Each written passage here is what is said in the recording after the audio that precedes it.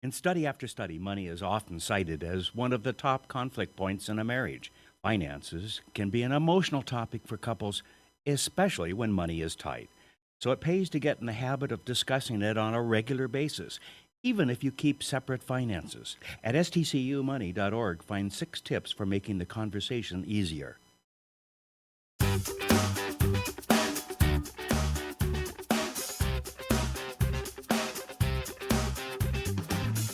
Welcome to Let's Talk Spokane, where host Ryan McNeese seeks out and discusses the latest on a variety of hot local topics. Now, here's your host, Ryan McNeese.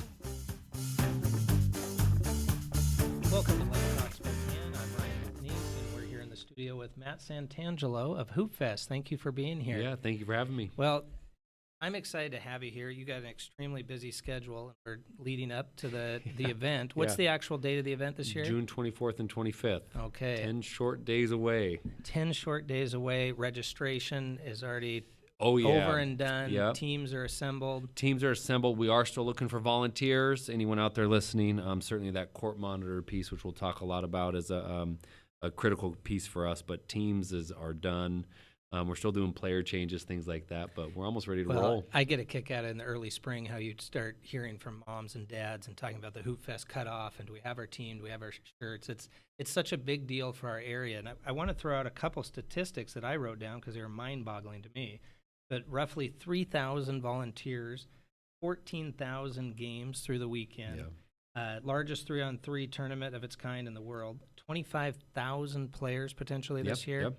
And if I have my stats right, I think it was 2,009 players for the first year in 1990. Is that about right? Yep, about 512 teams in that first year in 1990. It's incredible, which I think included roughly 42 states where people are coming from all over the country. Yep, and then a few years ago, every few years, we have Gonzaga University come in and do an economic impact study as well, because we kind of go about, almost 4-to-1 fan to player, so which gives us about 250,000 people on the weekend downtown, and that generates roughly about estimated $46 million economic impact to the region. Yeah. Well, from an economic standpoint, it's fascinating. It's great for our area, but I think even emotionally, it's great for our area. Can't not mention the fact that you were part of the original team with Gonzaga going to the Elite Eight, and the reason I bring that up for several reasons. We all love Gonzaga, but with Hoopfest and what Gonzaga has been doing, this area is so behind. This community is so behind athletics and basketball in general. Oh, gosh. Basketball City USA. I mean, it really, really is. When you start to look at, these homegrown products, and Hoopfest turns 28 this year. The run to national prominence for Gonzaga is actually younger than that. Right. So Hoopfest has been doing it longer on this stage than even Gonzaga has, which is kind of, to me, kind of ironic. But it really does transform. You just see the power of community through the platform of basketball. Right. And you do that. Obviously, you talked about the numbers of teams and players, what Gonzaga's become, and both of those are really, really unique to our community, and both should be huge sources of pride for us. Well, and if I didn't mention, you're the executive director of Hoopfest. Is it 3-4 years that you've been the executive director? This will be my fourth event. This will be your fourth event. Give us a little bit, if you can. I know it's an expansive question, but what does that entail? It's got to be a huge responsibility. There's multiple ways, and we really have tried to do a good job of explaining the event itself, which obviously we're right on the cusp of, and the organization, because it's two different things. The event is the largest of its kind. There's not, if you look at the types of things that we touch, from retail to security to police and fire to obviously the basketball, the logistics behind the event, the volunteer coordination. I mean, simply getting the hoops on these courts and the tape, getting the tape down, shocking. It's an amazing feat, an accomplishment. But if you think about, we build a smart city. We have a wireless sound system that carries data. Cities we build it just for us, just for Hoopfest. For one weekend. Just for Basketball City USA, and then we take it down and put it back in a garage. But there are a number of different things that we touch, and the amount of moving parts to pull off the event itself is really overwhelming at times. Right now, it feels very overwhelming. Yeah, with the lead up. And then the organization itself. We run Spokane AAU. That's 4th through 8th grade boys and girls basketball. The most the competitive, most realistic form of youth basketball we have in our region. At one time, it was the largest AAU club in the country. Right. another thing in Spokane. You just yeah. go like, what in the heck is going on? Spokane City, USA. Right. And so we run Ignite Basketball, which is an outreach program with School District 81. We have the community courts that if you drive by the parks and you see the Hoopfest backboards, that's a court that we built and maintain. I'm glad you're mentioning a couple of these because I think it's safe to say most anybody in Spokane, unless they haven't been here very long, knows what Hoopfest is big picture wise. Yeah. But I don't think they probably realize some of the involvement, engagement that Hoopfest has beyond that weekend. Yeah. For instance, another statistic I wrote down is I think in the 28 years that $1.6 million has been donated by Hoopfest to charitable organizations coming from Hoopfest. Yeah, right out of the impressive. budget. We are a 501c3. I think it's important for people to know that. They talk about the economic impact. That's not money coming through our office necessarily. And so when our two founders got together, one of them really wanted to have a basketball tournament in a downtown core. That's kind of the integrity of the event. The second one really wanted to have it be a part of an event that benefited Special Olympics. So they're our primary beneficiary. We are the largest donor in Eastern Washington to Special Olympics of Washington, which we're very proud of, and we, each and every year contribute to that. But then these other programs have also been born. I mean, an event that's so big, an organization kind of grew around it. That's kind of where we're at now. So a couple unique ideas from the very beginning, but that symbiotic relationship and turned into what Hoopfest is. Totally, and only in Spokane. What would you say if you're looking back over the last 10 years and you're coming in on your fourth year? What are some of the unique challenges to Hoopfest and putting on something of that size? Because you don't necessarily have the opportunity to look at other ones like it because this is something unique. Yeah. So what are those challenges? I think a big one is this ever-changing site. A couple of years ago when I first got started, it was the Grand Hotel. Obviously this year, Riverfront Park's under construction. Those are always an interesting dynamic, and each and every year I got to imagine it's going to change in some way, shape, or form. Yeah. But Hoopfest is, 28 years old this year, so I mean, we can roll with it. We kind of just make the best of what we can do and try to communicate it the best. I think some of the big changes too are the shift in demographic. I think what I mean by that is that there's an event, tournament, something activity you can do every single weekend. And I think when events like Bloomsday and Hoopfest were first getting off the ground and really growing, there weren't that many options. You kind of saved up. This was Christmas. You kind of this is Hoopfest. This is what we're doing. And now it's like, okay, we got a tournament here, got a tournament here. Oh gosh, we got to take this weekend off. So I feel like there's probably more competition in the leisure activity, kind of discretionary income spending. That's a good point on several fronts, though, because I think our culture. I was involved in athletics growing up, so matter of fact, I think I played in the first or second Hoopfest, 1991. But you're absolutely right. There's a different pull on folks' time than back then. Whereas you might have said, hey, the event of June is going to be Hoopfest, but you're absolutely right. There's AAU, there's club sports, so there is a lot of competition for these kids' time. And we could speak specifically about our weekend in Ironman in Coeur d'Alene, too, if you talk about some of the challenges. But so there's that. And then, of course, the volunteerism. And I think that's one that each and every year is a tough one. Court monitors is a huge job. And it's a huge responsibility. And every year at this time, we're always saying, please volunteer. We need you, we need you, we need you. And it's really a tough one. And I think it's not only is it a long weekend for those court monitors, but I think what parents expect. Oh, man. And I will say it right now. I think it's a good message. The expectation from fan expectation, but parent expectation are really scaring off volunteers. And that's really a sad state of affairs for I've heard that youth as well. Sports. I'm actually glad that you mentioned that in your position because I think that is something you hear individuals talking about throughout the year of what these volunteers, monitors, et cetera, deal with the competition amongst the parents. Yeah. And I think we're making that clear, not even necessarily the 10-year-olds that are on the court, but rather the parents. Oh, yeah, the kids are great. And I always thought I have a daughter young daughter, 5 years old, who did ballet, and they have the two-way glass. And I you should put that in basketball gyms. Two-way glass. Parents stay outside because the kids would have a blast. Yep. They just get to play. The parents would just stay out of it. And basketball is really unique because it's such an intimate sport. I mean, you're literally running around in your underwear, and you are at arm's length from everything. It's not football, a huge field. It's not baseball that's moving, at that pace. It's not even soccer that's a huge field. You can't hear mom and dad yelling. Basketball, they're right there. They're right there. Do this, do that. The referee's there, and everyone's just right there. And I really think that makes a pretty unique dynamic. And we try to really get out ahead of it. remind people that these people are volunteers. They're humans first, and they're volunteers second.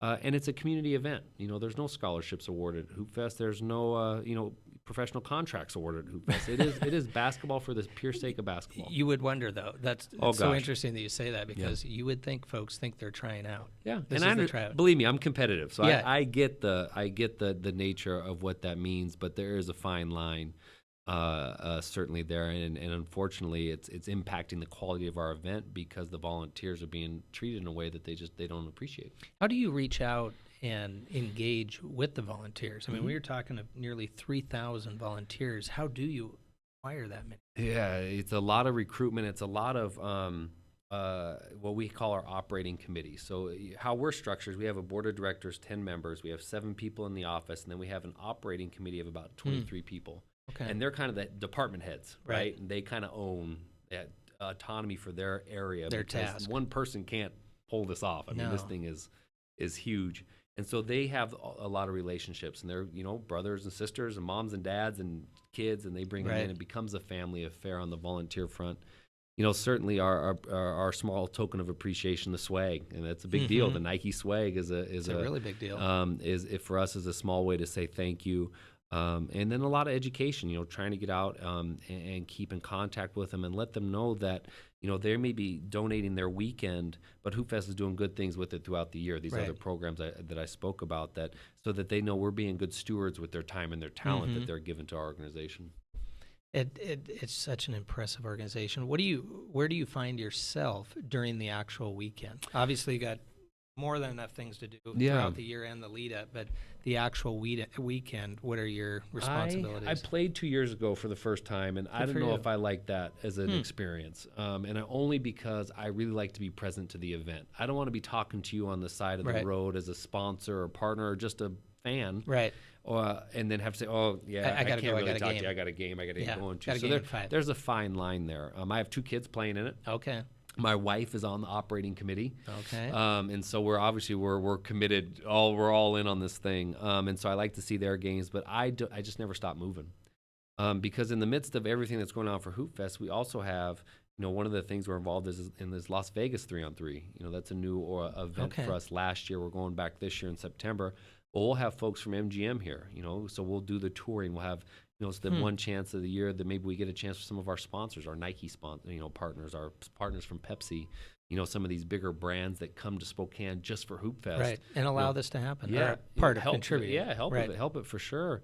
And so that's a chance for me to get some FaceTime with them too. So I just never stop. You got plenty to do. And Let's take a short break, and I want to hear you tell me a little bit more about the Las Vegas component. But let's take a short break and come right back with Matt Santangelo of Hoopfest. Thank you very much.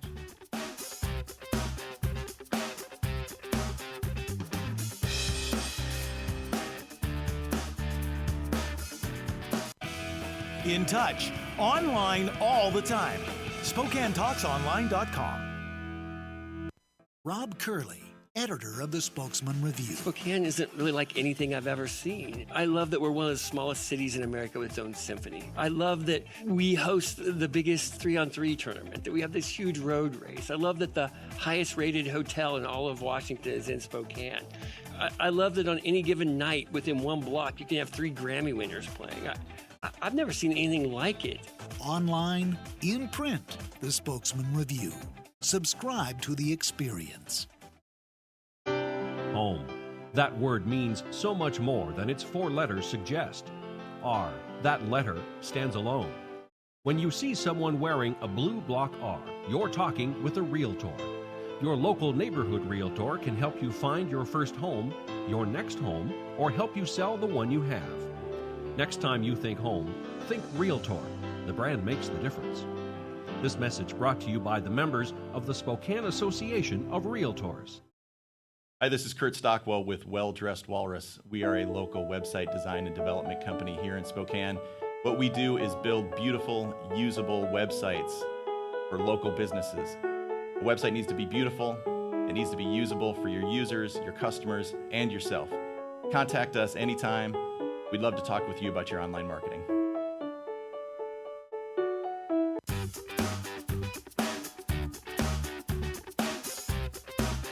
Welcome back to Let's Talk Spokane. I'm Ryan McNeese, and we're here in the studio with Matt Santangelo, Executive Director of Hoopfest.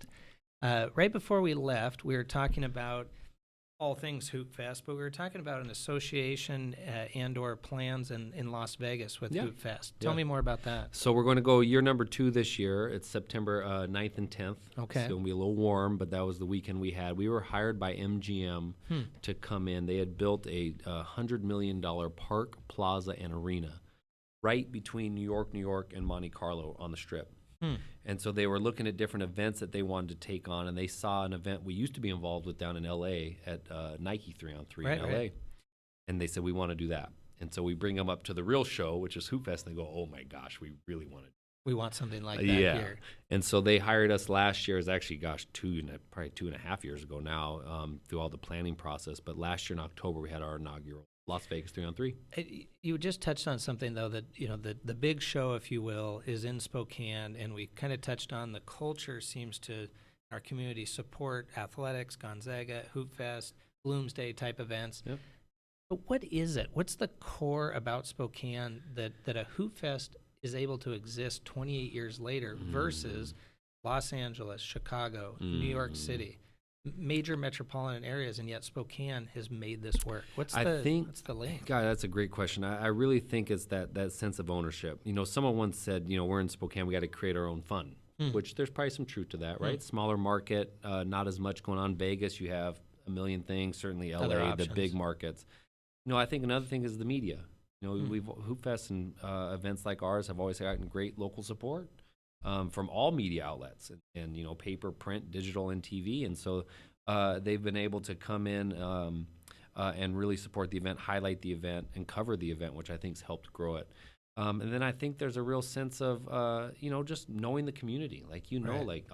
We'll see each other at Hoopfest. And Exactly. I'm like, hey, how's it? Yeah. Hey, how's it? We all kind of are a couple degrees removed from everyone else in this community, which kind of begs the question, I wonder if events like ours are better suited for smaller communities where you really get the coverage and the support from the city. Right. We got to shut down one street, I think, in LA.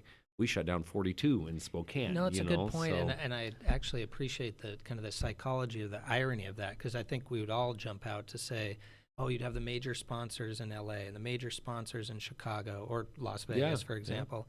But there is an interesting component about Spokane that makes things like that work. Yeah, and work, but also the legacy to continue. Yeah, thrive. And I think that was. You talk about Vegas being that big market, and even MGM obviously being a big global company. What attracted them most was the sense of community, because they just built this park.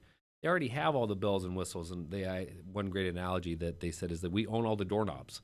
So you go into this park, if you want to go buy a water or go, they literally physically own all the doorknobs. That's a great line. So they were really trying to build community because they came up here and they saw that. And when we took our team of, I think we took down 22 or 24 kind of Hoopfest team, volunteers and such down to work on this Vegas event, that's the magic. The basketball is one component of the magic. Right. But the behind the scenes, the work, the effort, the energy that the Hoopfest team brings is really, I'm humbled by it. I'm just happy I get to be a part of it. Well, kind of mesmerized probably by the massive success. Where do you see it 2 years from now, 5 years from now? What are either challenges or not so much challenges, but accomplishments or benchmarks that are on the horizon for Hoopfest? Well, immediately, I think the completion of the park, Riverfront Park, is going to do wonders for us. I think, obviously we use about every square inch in there, and I think that's going to be really be a showcase highlight for our event in the near term. We're as a 501c3, we're mission based, and the mission is to be the best basketball weekend on earth, not the biggest.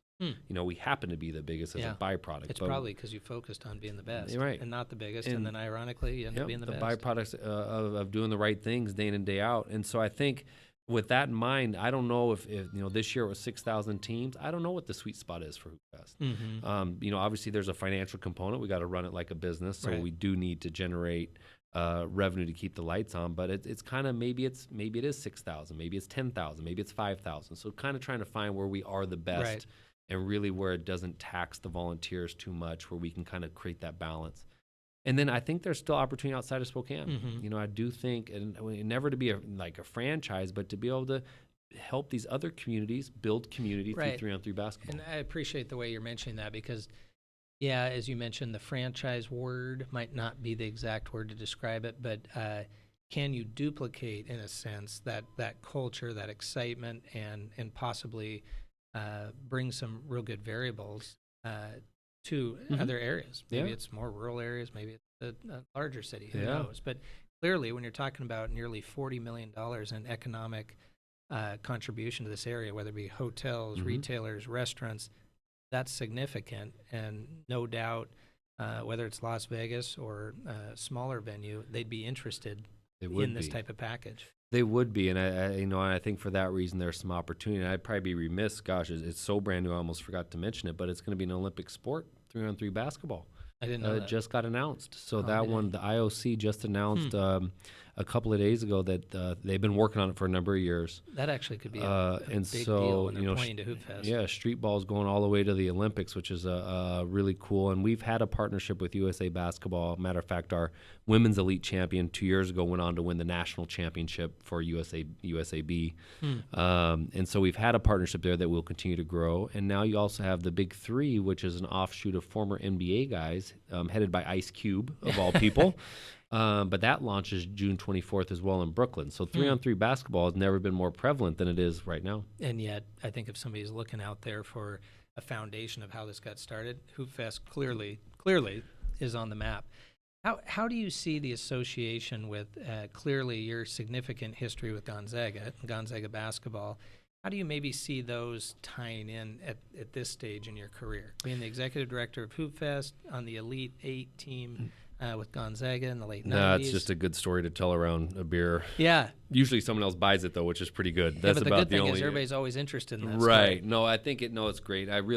What it does, I think, more than anything, is it gives me a lot of resources to use. A great strong network that's in the basketball community.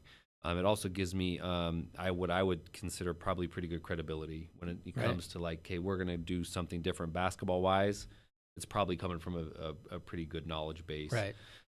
What Hoopfest allows me from the business side is to take my shot at leadership in a business sense, because at the end of the day, it's got to be run like a business. We have compensation and employees, and we have all the things that you need to have to run a business. And so I think it gives me additional knowledge and insight into life outside of basketball.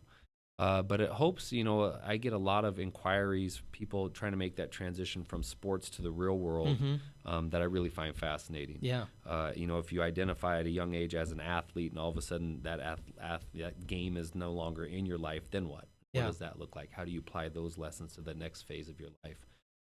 So it gives me, I guess, an interesting stage to speak from. Well, and I think you're hitting on the nail on the head, or real important psychology that folks that their identity is basketball. And let's face it, there's kind of the middle ground that might have been your identity, but you hadn't played at real high levels. In your case and others that you're acquainted with, your identity definitely is this sport, and the community sees you that way. So not only your own personal identity, but rather maybe how a particular community sees you. So you make a good point to transition into a business scenario. Or how do you apply it to your family too? And all my teammates, Ryan Floyd and Nielsen and Casey Calvary and Axel Dench, we all kids are around the same age, and then because there are so many former Zags that have made Spokane home, there's quite a close-knit brotherhood and family feel to what the Gonzaga community is here locally in addition. So it's all good. It's all based in basketball.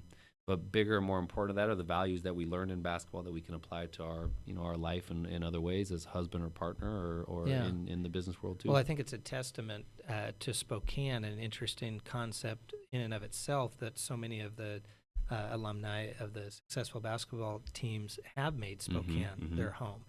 And I've talked to several different individuals, including Richard Fox a couple of weeks ago. He's such a great guy.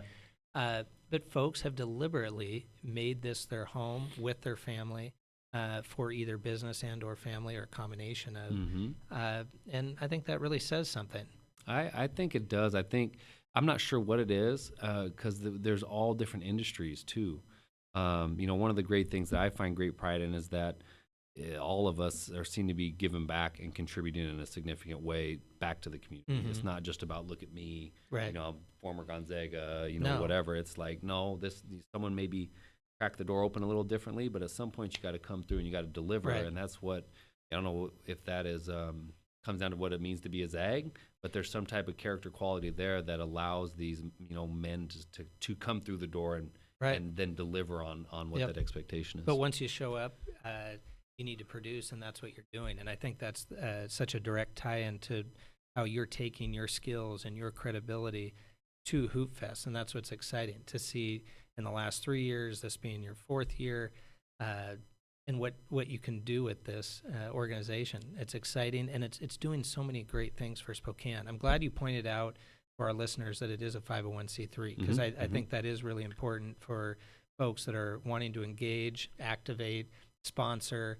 That 501(c)(3) status. It really does mean something in terms of that tax deductible status. It does, and it just means that no one owns it. It is really a community event and organization. I think that's important, because if you're going to donate your time, and I know you get the Nike shoes, The swag. and the Nike swag, and that's again a token of our appreciation, certainly.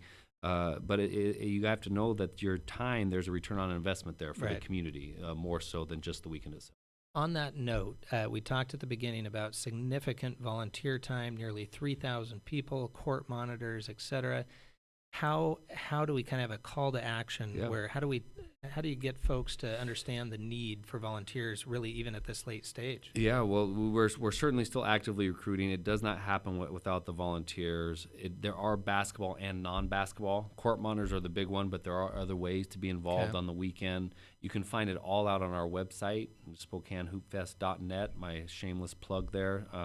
No, that's what we need. We need folks to know where to go. Yeah, and they can ask questions. And even for the ones that are on the fence around court monitors, you don't need a basketball background. We're not asking you to officiate. It's more administration, keeping games on time. It's the parents that are asking you to officiate now. But we don't put you on kids courts. If you're new, we're not. It's always funny. You go, oh, I'll volunteer. Just put me on some kids court. We're like, no, we need experience. You're like, trust me. Yeah, you're going to go over here.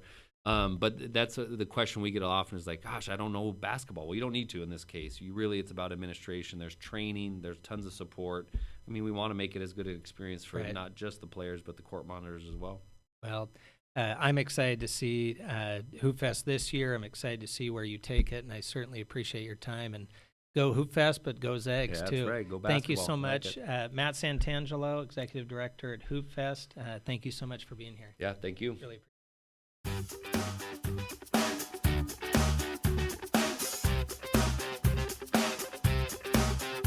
Let's Talk Spokane is produced in Spokane, Washington by SpokaneTalksOnline.com, which is solely responsible for its content. Ask us a question, recommend a guest, and hear this program again online anytime at SpokaneTalksOnline.com. Thanks for listening. What? You haven't been to the library lately? Stop in today and see that the library is more than books. Spokane County Library District facilities feature on-site technology, including Wi-Fi, computers, and printers, as well as free use of meeting rooms. The Library District offers events and programs for all ages, from story times to career development and employer classes to Social Security workshops. Our staff is well-trained and happy to help. Find out more about your library at scld.org. In study after study, money is often cited as one of the top conflict points in a marriage. Finances can be an emotional topic for couples, especially when money is tight. So it pays to get in the habit of discussing it on a regular basis, even if you keep separate finances. At stcumoney.org, find 6 tips for making the conversation easier.